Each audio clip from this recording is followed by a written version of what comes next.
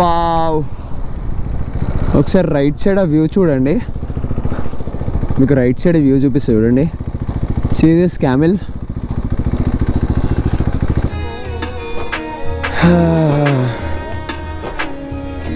ఏముంది రే పాయింట్లో?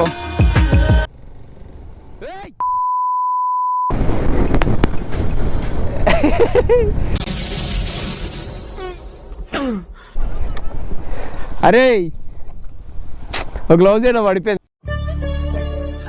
సరే తరలే, ఎన్నెన్నో అనుకుంటాం, అన్ని జరుగుతాయి ఏమిటి?